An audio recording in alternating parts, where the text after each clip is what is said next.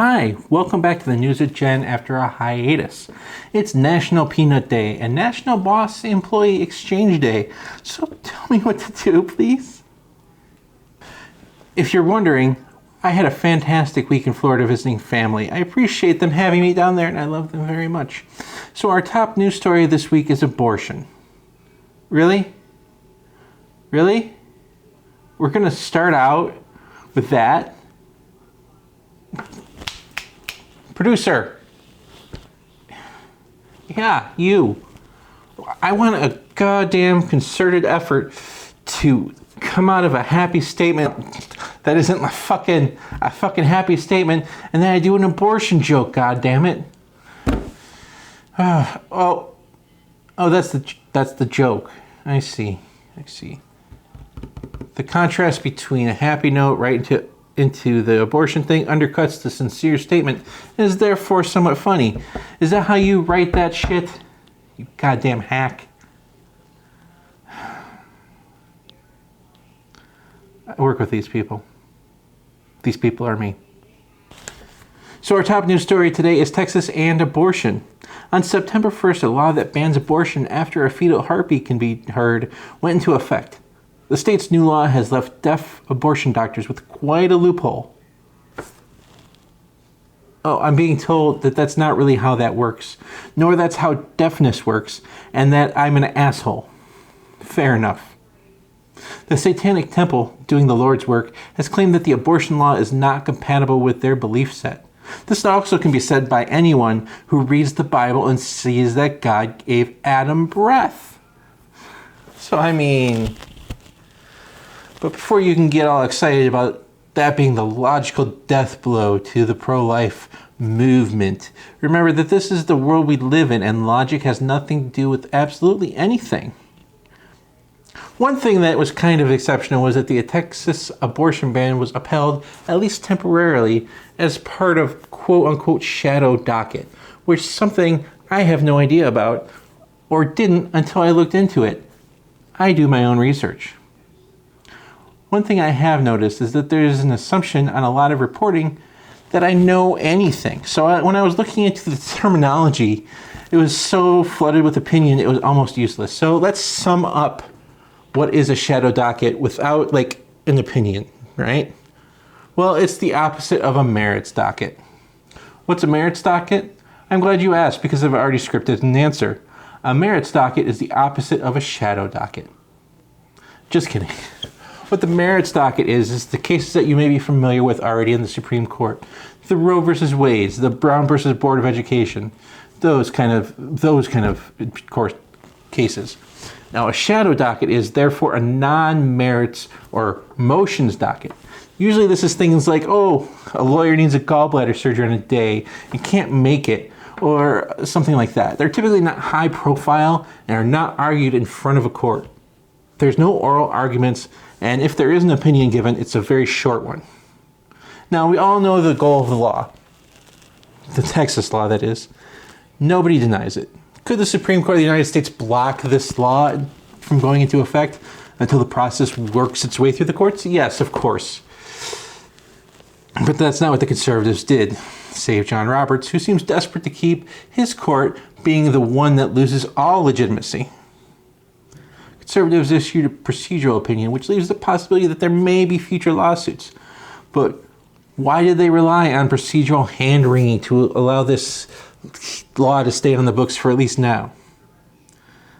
It's kind of fascinating in a way. The Texas law, also known as SB 8, steps around the very function of a docket against the state in the first place. Think about those two previous examples. There's no Wade for Roe to sue. There's no Board of Education for Brown to sue. There's no state-sponsored entity behind the abortion law. SB 8 doesn't rely on governments to prosecute abortion. It, in fact, forbids state officials from enforcing the law in any way. But what it does is give everyone in the world the ability to sue for the intention or performance of an abortion, including helping or assisting the actual abortion itself. Plaintiffs in these civil suits can collect up to $10,000 in attorney's fees for each abortion. So this means Lyft drivers, doctors, nurses, people who have opened a door, or even a man that sells gas to a woman getting an abortion in New Mexico could be found liable here. And it could take months or years for a case to wind itself through the court system about this law. So, the Shadow Docket. Meanwhile, other states are probably going to copy this law, which is very strange because when will a law come to pass that I could sue anyone in the California court for gun violence? The court has ruled that abortion is a constitutional right, and so if guns are too, can we do this? Can we pass a law that lets me sue a gun owner or someone who drives someone to a gun store? Can I sue people that don't pay taxes? Because in What's Retirement News, it was announced that Social Security funds will run out earlier than expected in 2033. Now, this is only one full year earlier than the previous estimates. With some people going, oh, that thing still exists and I will never retire anyway, and will the United States even last that long? All being very legitimate questions.